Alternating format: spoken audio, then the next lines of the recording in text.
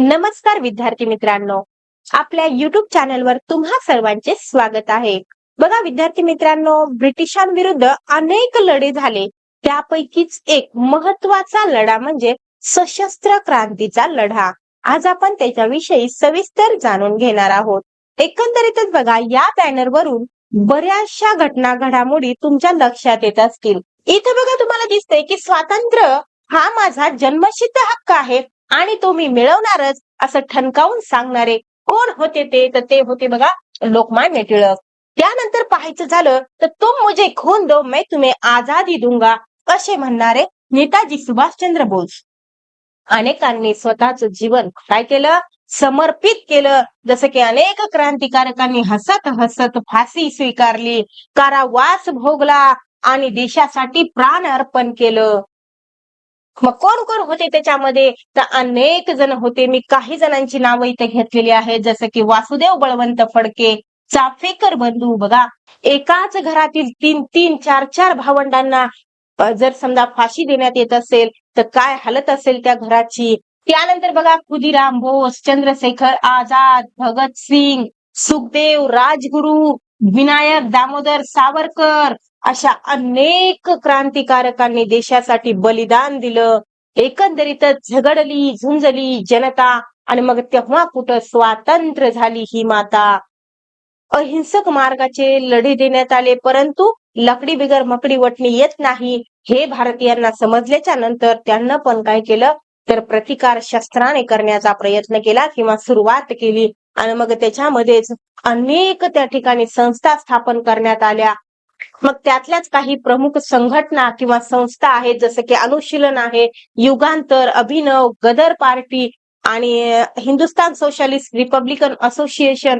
तर या सगळ्या संघटनांचा या चॅप्टर मध्ये आपल्याला अभ्यास करायचा आहे. वरी दिसत आहे बघा इन्क्लाब जिंदाबाद. कोण आहेत? भगतसिंग आहेत. एकंदरीतच आज आपण काय पाहणार आहोत याचा आढावा आपण या ठिकाणी घेत आहोत. तर अनेक क्रांतिकारकांनी आपल्या जीवाचं बलिदान दिलं. म्हणजेच काय, तर या क्रांतिकारकांच्या शौर्य, त्याग आणि बलिदानामुळे भारताला स्वातंत्र्य मिळालं. या भूमीवर, या मातीवर आपण जे काही स्वातंत्र्याचं जीवन जगत आहोत हे यांचीच देण आहे, यांचेच उपकार आहेत. तर सर्वप्रथम या सर्व क्रांतिकारकांना माझा सलाम. चला तर मग सुरुवात करूया. बघा, प्रश्न पहिला आहे, खालील विधानांचा विचार करून अयोग्य विधान शोधा. आपल्याला चुकीचं विधान पाहिजे. पहा मग विधान काय आहेत. महाराष्ट्रात इंग्रजांविरुद्ध सशस्त्र लढा वासुदेव बळवंत फडके यांनी दिला. हे विधान अगदी बरोबर आहे. बघा, अगोदर अनेक चळवळी झाल्या, परंतु काय पाहिजे, ब्रिटिशांना शस्त्रानेच लढलं पाहिजे असे विचार करणारे कोण होते, तर वासुदेव बळवंत फडके. आणि ते कुठले होते, तर महाराष्ट्रातील होते. हे विधान अगदी योग्य आहे. त्यानंतर दुसरं विधान आहे, वासुदेव बळवंत फडके यांनी वस्ताद लहुजी साळवे यांच्याकडून शस्त्रविद्येचं शिक्षण घेतलं. हे पण विधान अगदी योग्य आहे. बघा, हे जे नावं आहेत ते सर्वच महत्वाचे आहेत. आपल्याला सांगता आलं पाहिजे की वासुदेव बळवंत फडके यांना कोणाकडून म्हणजे शस्त्रविद्येचं शिक्षण घेतलं, तर ते होते वस्ताद लहुजी साळवे. त्यानंतर बघा तिसरं विधान दिलंय की ब्रिटिश सरकारने फडके यांना येरवड्याच्या तुरुंगात ठेवले होते. तर हे विधान चुकीचं आहे, कारण की वासुदेव बळवंत फडके यांना येरवड्याच्या तुरुंगात नव्हतं ठेवलं, तर एडनच्या कारागृहामध्ये ठेवलं होतं. म्हणून हे विधान चुकीचं आहे. आपल्याला विधान पाहिजे चुकीचं, म्हणजे पर्याय क्रमांक 3 हे आपलं उत्तर आहे. त्यानंतर बघा चौथा पर्याय दिलाय की एडनच्या कारागृहात फडके यांचा मृत्यू झाला. हे पण विधान योग्य आहे. बघा, तर एकंदरीतच क्रांती कार्यासाठी पेटून उठलेले हे वासुदेव बळवंत फडके यांच्या विषयी आपण सविस्तर माहिती जाणून घेऊया. हे आहेत बघा वासुदेव बळवंत फडके, महाराष्ट्रातील व्यक्तिमत्व आहे. तर नेमकं काय काय झालं होतं ते आपण थोडक्यात, म्हणजे मी तुम्हाला सांगते ना माझ्या भाषेत. बघा, वासुदेव बळवंत फडके यांचं म्हणणं असं होतं की इंग्रजांसोबत जर लढायचं असेल, आपल्याला जर स्वातंत्र्य मिळवायचं असेल, जर आपल्याला न्याय मिळवायचा असेल, तर काय करावं लागणार आहे, शस्त्रानेच लढा द्यावा लागणार आहे असं म्हणणं होतं ह्यांचं. तर मग यांना काय केलं की स्वतः वस्ताद लहुजी साळवे यांच्याकडून शस्त्रविद्येचं शिक्षण घेतलं. बघा, कुठं आता अचानक युद्धाला जाणं म्हणजे काय, हे काय बाजारात जाण्यासारखं काम आहे का, तर नाही. मग यांना शस्त्रविद्येचं शिक्षण घेतलं. शस्त्रविद्येचं शिक्षण घेतल्यानंतर रामोशी बांधवांना एकत्र केलं आणि काय केले, बंड पुकारले. त्यांना प्रयत्न खूप केले, परंतु त्यांना काय झालं नाही, यश आलं नाही. आणि मग रामोशी बांधवांसोबत बंड पुकारल्याच्या नंतर यांना काय केलं, तर ब्रिटिशांनी पकडलं आणि त्यांना एडनच्या कारागृहामध्ये डांबण्यात आलं किंवा ठेवण्यात आलं. तर एडनच्या कारागृहामध्येच काही दिवसानंतर त्यांचा मृत्यू झाला. कधी झाला, तर 1883 मध्ये त्यांचा मृत्यू झाला. तर स्वातंत्र्यासाठी झगडणारे, झुंजणारे नेते म्हणजेच वासुदेव बळवंत फडके. तर इथं बघा थोडक्यात तुम्हाला दिसेल की इंग्रजांविरुद्ध कसा लढा दिला पाहिजे, तर सशस्त्र लढा दिला पाहिजे असं त्यांचं म्हणणं होतं. त्यानंतर मग त्यांना काय केलं, तर वस्ताद लहुजी साळवे यांच्याकडून शस्त्रविद्येचं शिक्षण घेतलं. त्यानंतर इथं दिसेल बघा तुम्हाला, रामोशी बांधवांना संघटित करून त्यांना काय केलं, बंड पुकारले आणि एडनच्या कारागृहामध्ये त्यांना ठेवण्यात आले. त्यानंतर मग 1883 ला त्यांचा त्याच ठिकाणी काय झाला, तर मृत्यू झाला. तर अशा पद्धतीने या ठिकाणी आपण वासुदेव बळवंत फडके यांची माहिती घेतली. आता बघा, प्लेग कमिशनर रँडचा वध खालीलपैकी कोणी केला, तर ह्या रँडचा वध कोणी केला बरं, तर मी तुम्हाला सांगते, चाफेकर बंधूंनी त्यांचा वध केला. त्यांची नावं आहेत बघा, दामोदर चाफेकर आणि बाळकृष्ण चाफेकर यांना त्या प्लेग कमिशनर जो होता रँड याचा वध केला. ते नेमकं काय पार्श्वभूमी होती याची, तर ज्यांना कुणी अगोदरची पार्ट पाहिलेले आहेत त्यांना रँडनं कशा पद्धतीनं लोकांवर जुलूम जबरदस्ती केली, तर याची माहिती मी मागच्या व्हिडिओमध्ये सांगितलेलीच आहे. तर बघा, 1897 मध्ये प्लेगची साथ त्या ठिकाणी, म्हणजे प्लेगनं काय केला होता, हाहाकार उडवला होता. आणि मग प्लेगवर एकंदरीतच प्लेगच्या साथीवर नियंत्रण मिळवण्यासाठी इंग्रजांनी काय केलं होतं, तर रँड या कमिशनर किंवा प्लेग कमिशनर या अधिकाऱ्याची काय केली होती, नेमणूक केली होती. मग त्यांना भारतीय जे काही लोक आहेत त्यांच्यावर जुलूम जबरदस्ती करायला सुरुवात केली. तर रँडने लोकांना कशा पद्धतीनं परेशान केलं, जुलूम केला, जबरदस्ती केली, तर याचा प्रतिशोध म्हणून दामोदर आणि बाळकृष्ण यांना काय केलं, तर 22 जून 1897 रोजी काय केला, रँडचा वध केला. आणि मग इंग्रज अधिकाऱ्याला कोणालाही मारणं हे काही सोपी गोष्ट नव्हती, बरोबर आहे की नाही.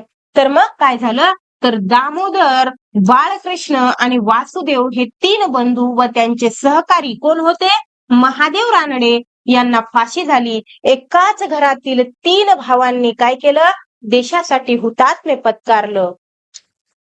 तर बघा, खालील विधानाच्या संदर्भाने योग्य पर्याय निवडा.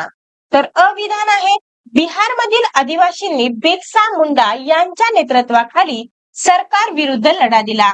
हे विधान योग्य आहे. बघा, बिरसा मुंडा यांना, म्हणजे हा जो उठाव झालेला आहे, हा जो लढा झालेला आहे तो बिहारमध्ये झालाय, हे पण काय करायचं आपण लक्षात ठेवायचं, कारण की असे विधान विचारले जातात.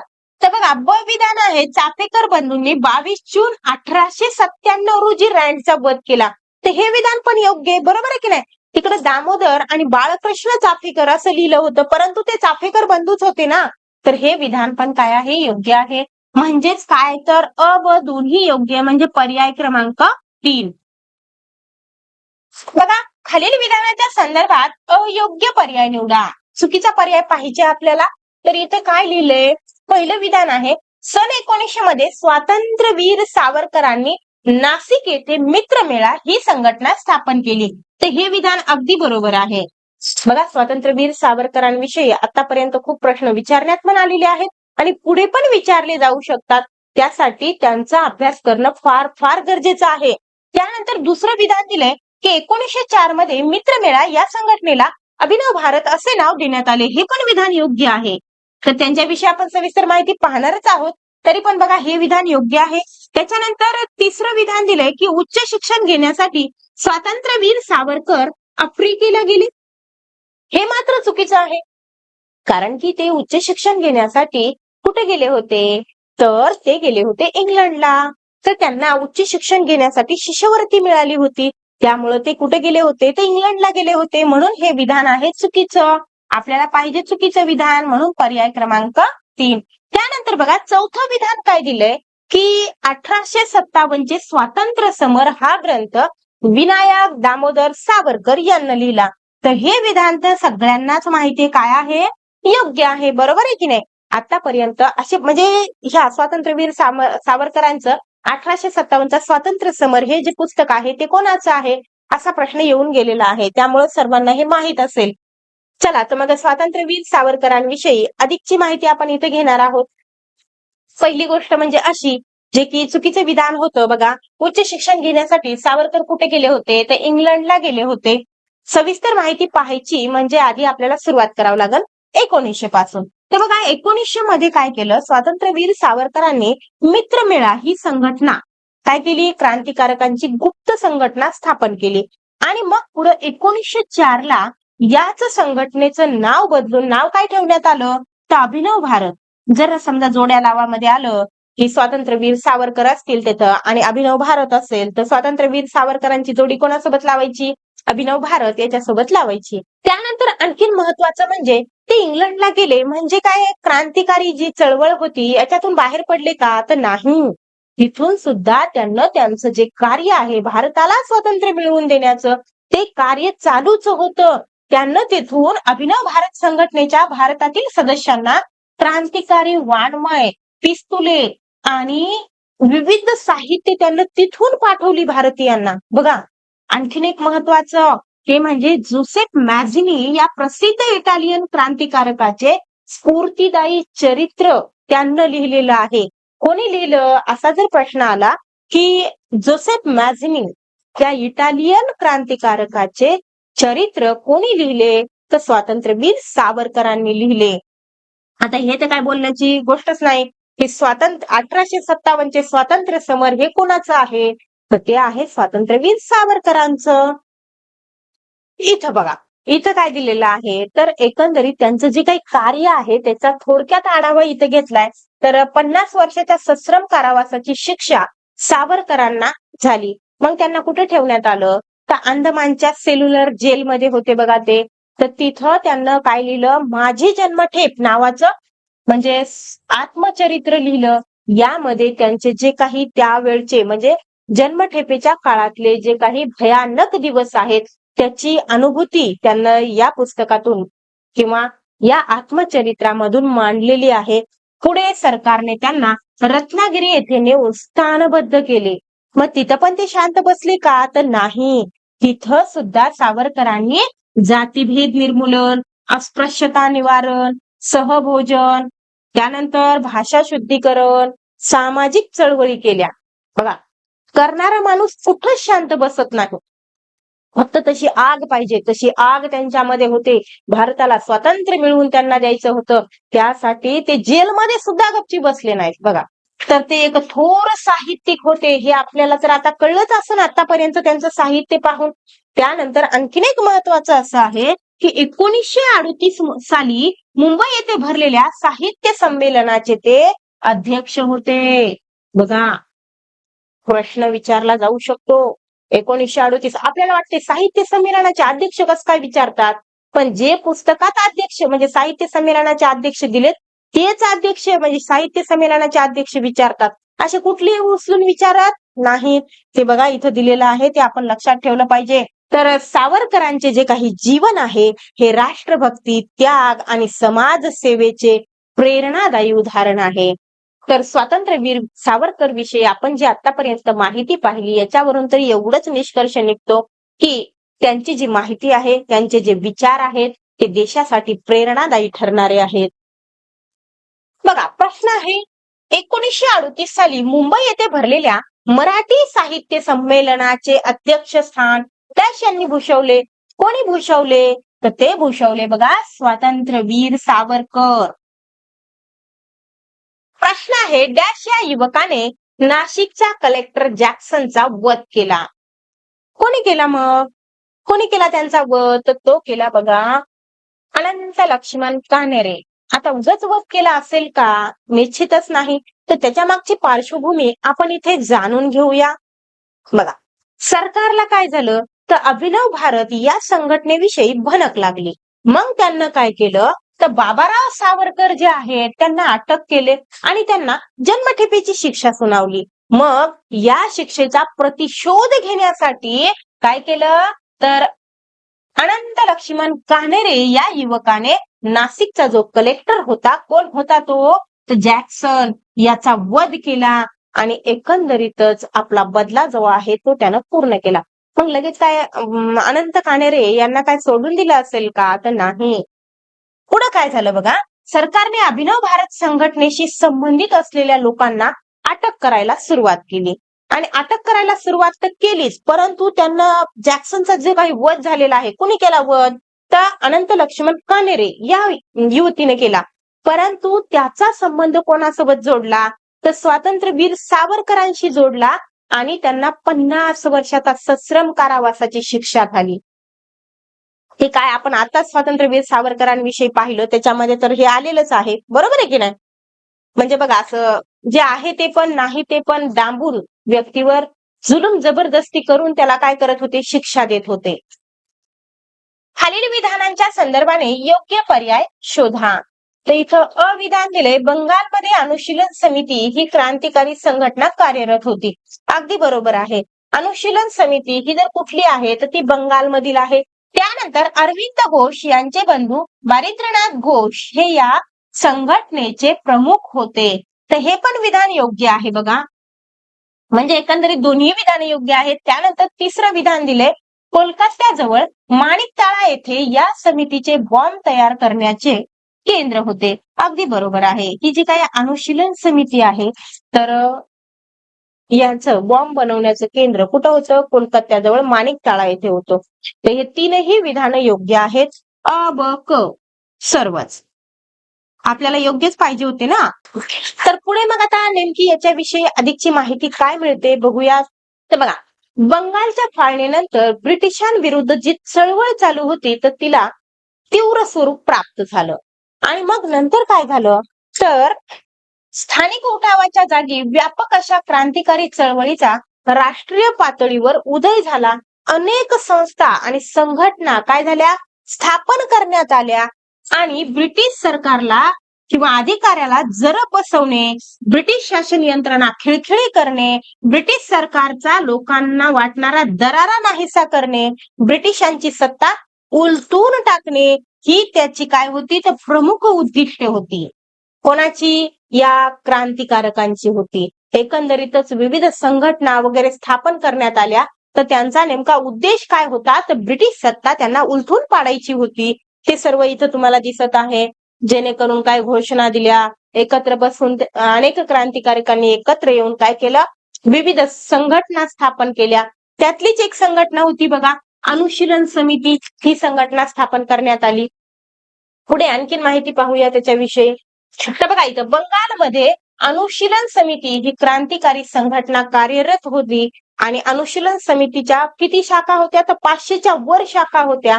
अरविंद घोष आणि त्यांचे बंधू कोण होते, बारिंद्र कुमार घोष हे या संघटनेचे प्रमुख होते आणि अरविंद घोष यांचा सल्ला किंवा मार्गदर्शन या संघटनेला लाभत असे.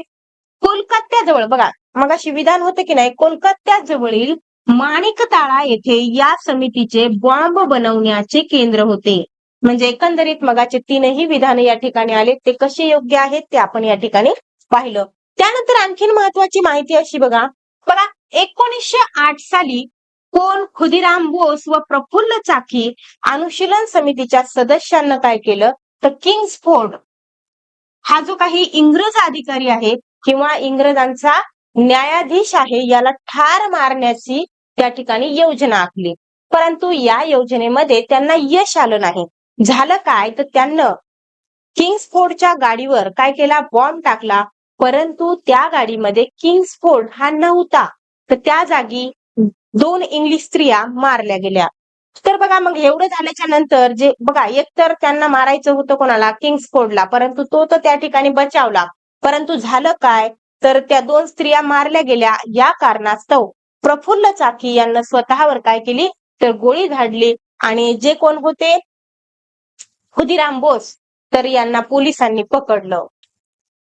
तर बघा इथं सांगितलं बघा, ते पोलिसांच्या हाती लागले आणि त्यांना काय केली, फाशी देण्यात आली. या प्रकरणाचा तपास करत असताना अनुशीलन समितीच्या कार्याची माहिती कोणाला लागली तर पोलिसांना लागली आणि त्यांना या संघटनेच्या सदस्यांना धरपकड करायला सुरुवात केली. मग याच्यामध्ये अरविंद घोष यांनाही अटक करण्यात आली. अरविंद बाबूंचा संबंध कशासोबत जोडण्यात आला तर बॉम्ब तयार करण्याशी जोडण्यात आला, परंतु सरकारला त्याच्यामध्ये यश आलं नाही. त्यामुळं सरकारला त्यांना काय करावं लागलं तर निर्दोष सोडावं लागलं. परंतु जे काही बाकीचे साथीदार होते म्हणजे अनुशीलन समितीशी संबंधित तर त्यांना मात्र शिक्षा ठोठावण्यात आल्या. त्यानंतर बघा रासबिहारी बोस व सचिंद्रनाथ सन्याल यांनी क्रांतिकारी संघटनेचे जाळे बंगाल बाहेर विस्तारले. कुठं कुठं विस्तारले तर पंजाब, दिल्ली, उत्तर प्रदेश येथे क्रांतिकारकांची केंद्रे उभारली. त्यामध्ये बघा व्हाईसरॉय लॉर्ड हार्डिंग्स वर बॉम्ब फेकण्याचे धाडसी कृत्य रासबिहारी बोस आणि त्यांचे सहकारी यांनी केले. पण या हत्येमध्ये सुद्धा लॉर्ड हार्डिंग्स हा काय झाला बचावला. त्यानंतर बघा मद्रास प्रांतातही क्रांतिकार्य चालू होते. त्यामध्ये वांची अय्यर, हे बघा इथं वांची अय्यर या क्रांतिकारकाने ऍश या ब्रिटिश अधिकाऱ्याला ठार केले. त्यानंतर त्यानं काय केलं तर स्वतःवर गोळी झाडून आत्मआहुती दिली. इथे बघा 1908 साली खुदिराम बोस व प्रफुल्ल चाकी या अनुशीलन समितीच्या सदस्यांनी डॅश या न्यायाधीशाला ठार करण्याची योजना आखली.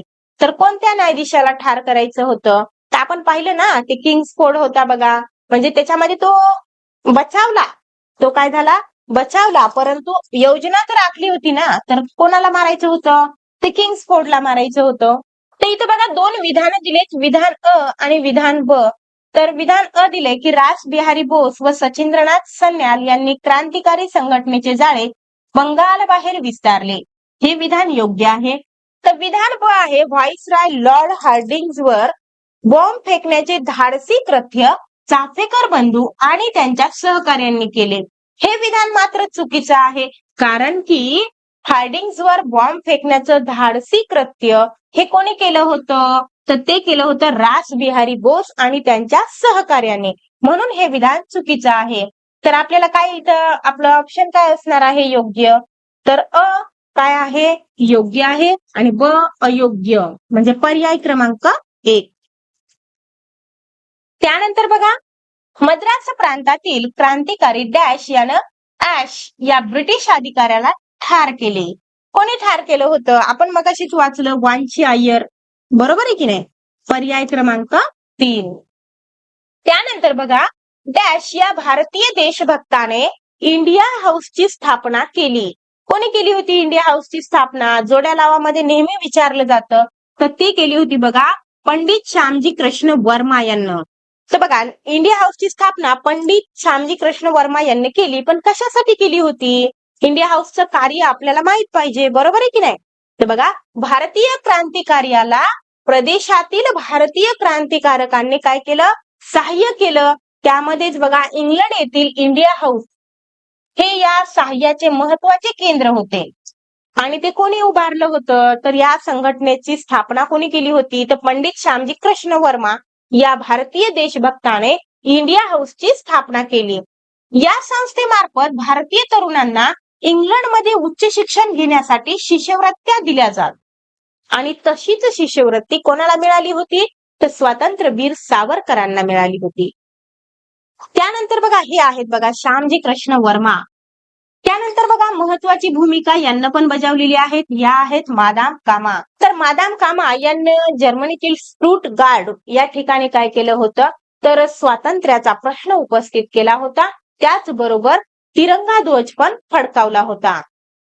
ती डॅश यांनी जर्मनीतील स्टुटगार्ड येथील भरलेल्या जागतिक समाजवादी परिषदेत भारताच्या स्वातंत्र्याचा प्रश्न उपस्थित करत तिरंगा ध्वज फडकावला. तर कोणी फडकावला मग तर आताच आपण पाहिलं मादाम कामा, पर्याय क्रमांक 1.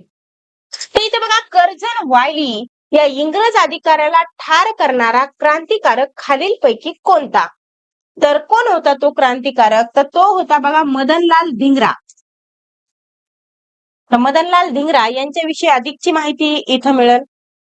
हे बघा, हे तर आपण वरचं पाहिलं सगळं की स्वातंत्र्याचा प्रश्न उपस्थित केला आणि राष्ट्रध्वज फडकावला. तर कोणी फडकावला होता? मादाम कामा यांना फडकावला होता. बघा, इंडिया हाऊसशी निगडीत असलेला दुसरा क्रांतिकारक कोण होता तो? तर मदनलाल धिंगरा हा तरुण होय. यांनी काय केलं होतं? तर कर्झन वायली या इंग्रज अधिकाऱ्याला ठार केलं. त्याबद्दल धिंगरा यांना फाशी देण्यात आली. बघा, गदर या शब्दाचा नेमका अर्थ काय आहे? तर गदर म्हणजे विद्रोह. पर्याय क्रमांक 2. तर खालील विधानांचा अभ्यास करून योग्य पर्याय शोधा. तर बघा, ही जी काही गदर चळवळ होती की नाही, ती पण भारताला स्वातंत्र्य मिळवून देण्यामध्ये याचं पण योगदान मोठ्या प्रमाणात आहे. ते आपण पाहणारच आहोत. म्हणजे गदर चळवळीचा आपण अभ्यास सविस्तर करणार आहोत. तत्पूर्वी प्रश्न पहा. गदर या संघटनेची स्थापना अमेरिका व कॅनडा या ठिकाणी झाली. हे विधान योग्य आहे. काय आहे? योग्य आहे. त्यानंतर पंजाबमध्ये ब्रिटिशांविरुद्ध उठावाची योजना आखली असताना विष्णू गणेश पिंगळे पोलिसांना सापडल्यामुळे त्यांना फाशीला जावे लागले. हे पण विधान योग्य आहे. म्हणजे एकंदरीतच दोन्ही विधान योग्य आहेत. अ ब दोन्ही योग्य. पर्याय क्रमांक 3. तर बघा, अगोदर आपण काय करूया, गदर चळवळीवरचे 1-2 प्रश्न घेऊया. त्यानंतर गदर चळवळ आपण सविस्तर पाहणार आहोत. बघा, गदर संघटनेमध्ये खालीलपैकी कोणते नेते नव्हते? कोण नव्हते? तर लाला हरिदयाळ होते, भाई परमानंद होते, त्यानंतर डॉक्टर पांडुरंग खानखोजे हे पण होते. फक्त त्याच्यामध्ये नव्हते बघा, अरविंद घोष नव्हते. म्हणजे पर्याय क्रमांक 4. तर बघा, ही आहे गदर चळवळ. म्हणजे भारताला स्वातंत्र्य मिळवून देण्यासाठी अनेक चळवळी झाल्या. त्यातलीच एक चळवळ म्हणजे गदर चळवळ. तर याच्याविषयी आपण जाणून घेऊया. बघा, पहिल्या महायुद्धाच्या काळात ब्रिटिशांविरुद्ध जी काही क्रांतिकारी चळवळ चालू होती, तर तिला काय मिळाली? गती मिळाली. आणि ब्रिटिशांच्या शत्रूंची मदत घेऊन भारतामध्ये सत्तांतर घडून आणता येईल. बघा, भारतीय सैनिकांची या प्रयत्नात साथ घेता येईल असे क्रांतिकारकांना वाटत होते. आणि या संधीचा लाभ घेण्यासाठी क्रांतिकारी संघटना स्थापन करण्यात आल्या. आणि त्यातलीच एक संघटना म्हणजेच गदर ही पण आहे. तर बघा, एकंदरीतच भारतीय परंतु राहतात कुठं? अमेरिका आणि कॅनडा या ठिकाणी राहणाऱ्या भारतीयांना एक संघटना स्थापन केली. त्या संघटनेचं नाव काय होतं? तर गदर संघटना. तर याच्यामध्ये बघा, प्रमुख नेते कोण कोण होते? तर लाला हरिदयाळ होते, भाई परमानंद, डॉक्टर पांडुरंग सदाशिव खानखोजे इत्यादी काय होते? तर प्रमुख नेते होते. आणि गदर म्हणजे काय? तर विद्रोह. त्यानंतर बघा, गदर हे या संघटनेच्या मुखपत्राचं नाव होतं. आणि या मुखपत्रातून एकंदरीतच या चळवळीमध्ये जे काही क्रांतिकारकांनी केलेले कार्य आहेत, या कार्याची माहिती वगैरे दिली जायची. म्हणजे त्यांचं साहसी कृत्य या मुखपत्रातून लोकांपर्यंत पोहोचविलं जायचं. अशा प्रकारे राष्ट्रप्रेम व सशस्त्र क्रांती याचा संदेश गदर या मुखपत्रातून भारतीयांना दिला. तर बघा, ब्रिटिशांच्या विरोधात उठाव करणारी एक संघटना म्हणजे गदर होती, है की नाही? तर या गदर संघटनेच्या क्रांतिकारकांनी काय ठरवलं की ते जी काही युद्धजन्य परिस्थिती आहे चालू, तर त्याचा लाभ घेण्याचं ठरवलं. आणि यातूनच त्यांना काय केलं? तर पंजाबमध्ये ब्रिटिशांविरुद्ध उठाव करण्याची योजना आखली. लष्करामधील भारतीय सैनिकांना उठावात सामील होण्यासाठी उद्युक्त केले, म्हणजेच प्रेरित केले. आणि त्याच्यामध्ये आघाडीवर होते बघा रास बिहारी बोस, विष्णू गणेश पिंगळे यांना या उठावाचं नेतृत्व केलं. पण फितुरीमुळे ब्रिटिशांना या योजनेचा सुगावा लागला. आणि सुगावा लागल्यामुळं पिंगळे यांना पोलिसांना काय केलं? तर फाशी दिली. परंतु रासबिहारी बोस मात्र तिथून निसटले किंवा निसटून जाण्यात यशस्वी झाले. आणि मग ते कुठे गेले? तर जपानमध्ये गेले. आणि तिथं पुन्हा आपलं जे काही क्रांतिकार्य आहे ते पुन्हा आणखीन त्यांना सुरूच ठेवलं. तर बघा, युद्धजन्य परिस्थितीमध्ये ही क्रांतिकारी चळवळ कुठेही थांबलेली नव्हती. अनेक ठिकाणाहून उठाव वगैरे केले जात होते. त्यामध्येच बघा, बर्लिनमध्ये वीरेंद्रनाथ चट्टोपाध्याय, भूपेन दत्त आणि हरिदयाळ यांनी जर्मन परराष्ट्र खात्याच्या सहकार्याने ब्रिटिशांविरुद्ध योजना आखल्या. त्यानंतर बघा, 1915 मध्ये महेंद्र प्रताप, बरकतुल्ला व ओबिदुल्ला सिंधी यांनी काबूलमध्ये स्वतंत्र भारताच्या हंगामी सरकारची स्थापना केली. एकंदरीतच सर्वांविषयी या ठिकाणी काय केले? म्हणजे कोणी कोणी भारताला स्वातंत्र्य मिळवून देण्यासाठी कोणत्या कोणत्या प्रांतातून कोणत्या कोणत्या राज्यातून उठाव झाले ते इथं थोडक्यात सांगितलं आहे. बघा सन डॅश मध्ये महेंद्र प्रताप बरकतुल्ला व उबेदुल्ला सिंधी यांनी काबूलमध्ये स्वतंत्र भारताच्या हंगामी सरकारची स्थापना केली. कधी केली होती तर आपण आताच पाहिलं 1915 मध्ये. त्यानंतर आहे बघा काकोरी कट ही घटना उत्तर प्रदेशातील काकोरी रेल्वे स्टेशन जवळ डॅश तारखेला घडली. तर काकोरी कट नेमका कधी घडला किंवा ही जी काही घटना आहे ती कधीची आहे तर ती आहे बघा 9 ऑगस्ट 1925. नेमका काकोरी कट काय होता हे पण आपल्याला समजून घ्यायचं आहे. बघा इथं आपल्याला काकोरी कटाविषयी थोडक्यात जाणून घ्यायचं आहे. बघा जे काही भारतामध्ये सशस्त्र लढा चालू आहे किंवा बाकीचे पण लढे आहेत ते सगळे दडपून टाकण्याचा प्रयत्न केला खरा, परंतु त्याच्यामध्ये त्यांना यश आलं नाही. ठिकठिकाणी ही चळवळ काय होती तर चालूच होती. मग बघा फक्त इथं बघा इथं सांगितलं की गांधीजींनी काय केलं, असहकार चळवळ स्थगित केली.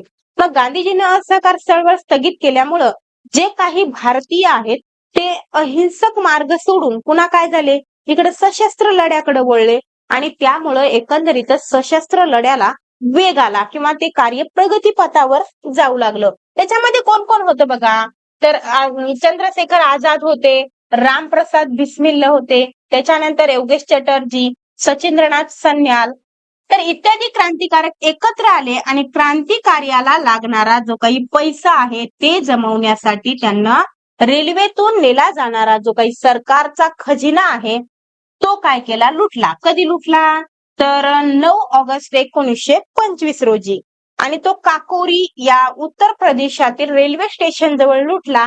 त्यामुळे त्याला काय म्हणतात तर काकोरी कट असं म्हणतात. आता बघा ही जे काही चळवळ आहे म्हणजे त्याच्यासाठी शस्त्रास्त्र लागणार आहेत. मग यासाठी लागणारा जो काही पैसा आहे तो कुठून मिळवायचा तर तो शस्त्रात म्हणजे सरकारचाच खजिना लुटून मिळवायचा. या कारणास्तव त्यांना ही प्लॅनिंग आखली, परंतु त्यांच्यावर पण सरकारने काय केल्या तर तात्काळ कारवाया केल्या आणि त्या क्रांतिकारकांना अटक केले. त्यांच्यावर खटले चालवण्यात आले.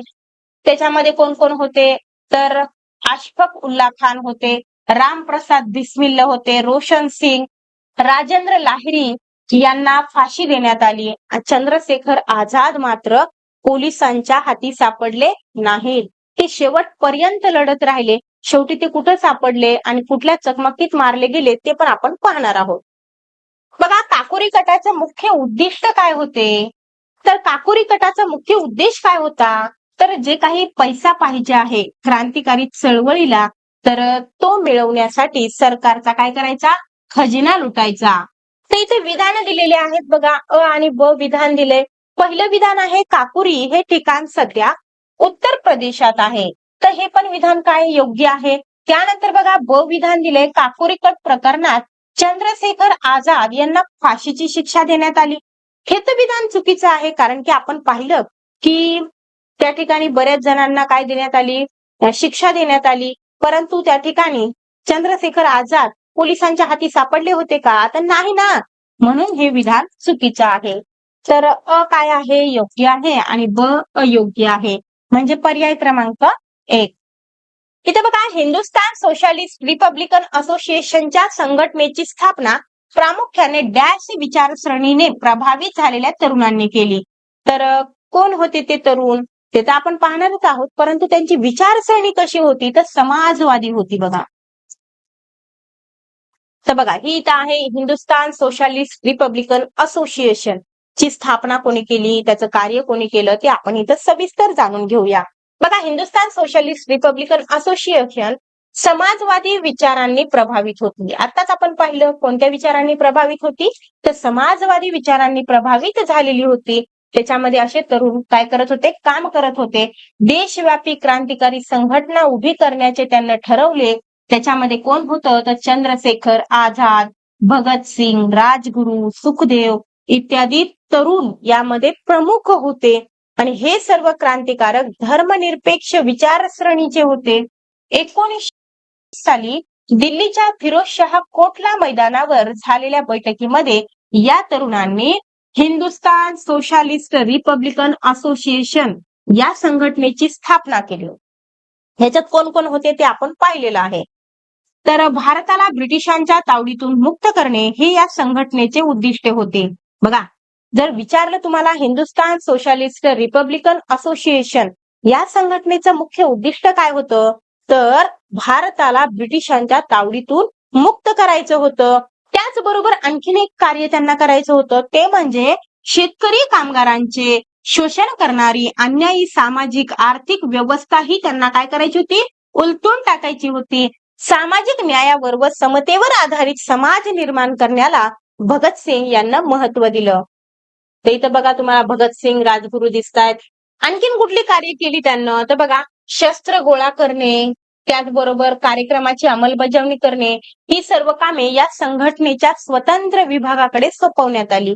आणि या विभागाचं नाव काय होतं, तर त्या विभागाचं नाव होतं बघा हिंदुस्थान सोशलिस्ट रिपब्लिकन आर्मी.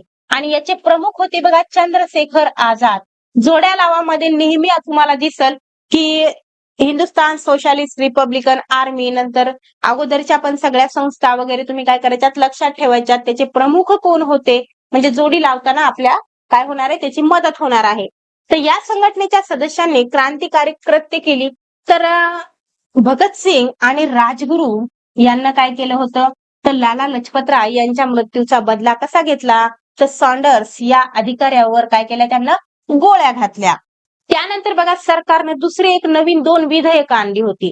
इथं बघा नागरी हक्कांची पायमल्ली करणारी 2 विधेयकं त्यावेळी सरकारने मध्यवर्ती विधिमंडळात दाखल केली. आणि याचा निषेध करण्यासाठी भगतसिंग व बटुकेश्वर दत्त यांनी मध्यवर्ती विधिमंडळामध्ये काय केले, तर बॉम्ब फेकले.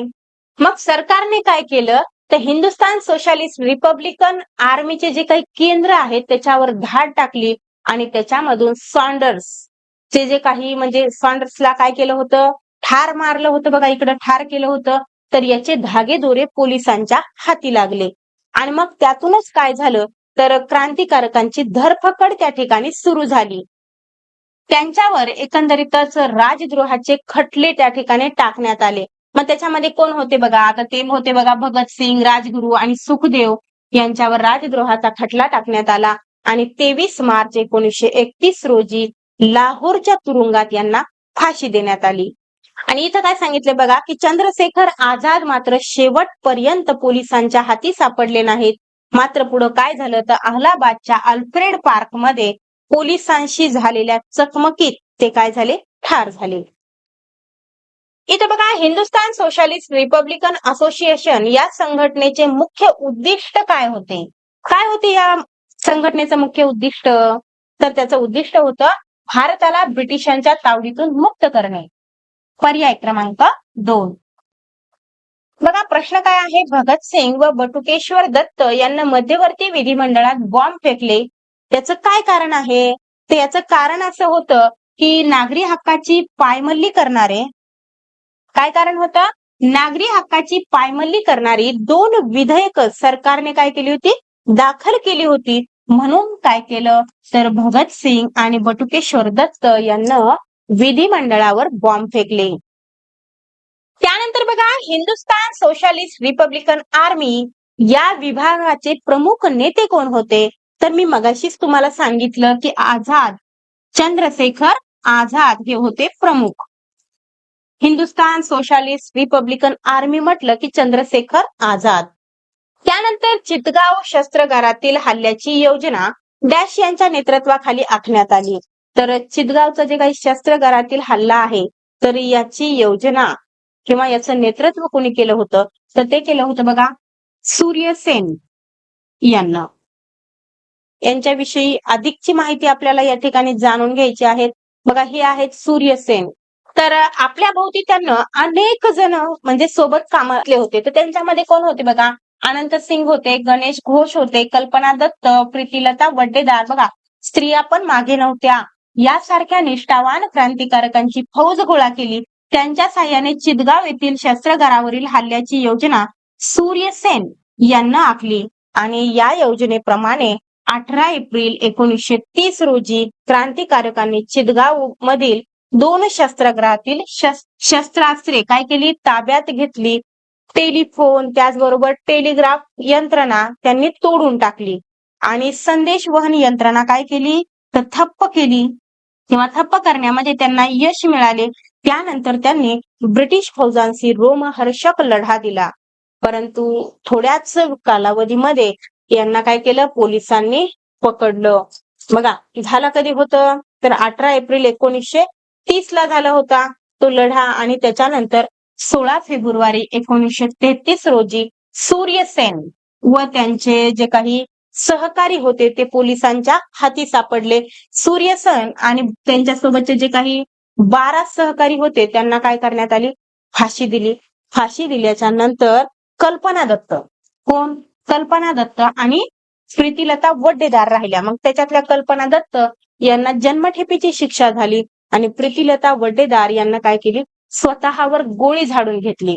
चितगावचा जो काही उठाव झाला तर याने प्रेरित होऊन अनेक घटना घडामोडी घडल्या. त्यातल्या 2 घटना इथं सांगितल्यात बघा. जसं की कोण आहेत तर शांती घोष व सुनीता चौधरी या 2 शाळकरी मुलींना काय केलं तर जिल्हा न्यायालय म्हणजे न्यायाधीशाला काय केलं ठार मारलं. कोणाला जिल्हा न्यायाधीशाला ठार केलं. त्याच्यानंतर बीना दास कोण आहे तर बीना दास या युवतीनं कोलकाता विद्यापीठाच्या पदवीदान समारंभामध्ये किंवा समारंभात गव्हर्नरवर गोळ्या झाडल्या. अशा अनेक क्रांतिकारी घटना या काळात घडून गेल्या. त्यानंतर आणखीन एक सांगायची गोष्ट म्हणजे पुढे आहेच ते दिलेलं जालियनवाला बाग हत्याकांड कधी झाला होता 1919 ला झाला होता. तर तिथं जो काही वुडवायर होता जालियनवाला बाग हत्याकांडाला काय असलेला तर जबाबदार असलेला वुडवायर तर याची हत्या इंग्लंडमध्ये जाऊन म्हणजे त्याच्याच घरात घुसून 1940 ला उद्दीन सिंग यांना केली. तर एकंदरीतच ही सर्व माहिती तुम्हाला सांगितल्याच्या नंतर आता काही प्रश्न राहिले तर त्याच्यावर आपण नजर टाकूया. बघा चितगाव शस्त्रागारावर डॅश तारखेला क्रांतिकारकांनी हल्ला करून शस्त्रास्त्रे ताब्यात घेतली. तर चितगावचा जो काही शस्त्रागाराचा हल्ला झाला होता तो झाला होता बघा 18 एप्रिल 1930 ला. त्यानंतर बघा आणि हे बघा 16 फेब्रुवारी 1933 ला सूर्यसेन आणि त्यांचे जे काही सहकारी होते त्यांना म्हणजे पकडून फाशी देण्यात आली होती. इथं बघा चितगाव उठावामुळे क्रांतिकारी चळवळीला गती मिळाली. या विधानाला खालीलपैकी कोणते विधान समर्थन देते. म्हणजे चितगावचा जो काही उठाव झाला तर याच्यानं त्या उठावामुळं काय झाले क्रांतिकारक म्हणजे जी काही चळवळ होती तर तिला गती कशी मिळाली तर आपण पाहिलं ना शाळकरी मुलींनी काय केलं तर जिल्हा न्यायाधीशाला ठार केलं. इथं दिले बघा शांती घोष व सुनीता चौधरी या 2 शाळकरी मुलींनी काय केलं जिल्हा न्यायाधीशाला काय केलं ठार केलं. म्हणजे या क्रांतीनं प्रेरित होऊनच त्यांना हे कार्य केलं म्हणजे हे पण वाक्य समर्थन करते. त्याच्यानंतर बीना दास या युवतीनं कोलकाता विद्यापीठाच्या पदवीदान समारंभामध्ये गव्हर्नरवर गोळ्या झाडल्या. हे दोन्हीही कृत्य त्या क्रांतीला म्हणजे त्या क्रांतीने प्रेरित होऊनच केलेली कृत्य आहेत. म्हणजे अ ब दोन्ही काय आहेत तर वाक्य समर्थन करतात. त्यानंतर बघा जालियनवाला बाग हत्याकांडाला जबाबदार असणाऱ्या वुडवायरचा वध डॅश यांनी इंग्लंडमध्ये 1940 साली केला. तर मी तुम्हाला सांगितलं सरदार उद्दीन सिंग यांना त्याच्या घरात जाऊन काय केलं त्याला ठार केलं. एकंदरीत जालियनवाला बाग हत्याकांड 1919 ला झाला. वेळ लागला परंतु बदला मात्र घेतला वुडवायरचा. तर तीच माहिती जी की मी तुम्हाला सांगितली ती इथं दिलेली आहे. आता इथं बघा आपल्याला जोड्या लावायच्या क्रांतिकारक आणि संघटना. तर मला सांगा स्वातंत्र्यवीर सावरकर यांची कोणती संघटना होती.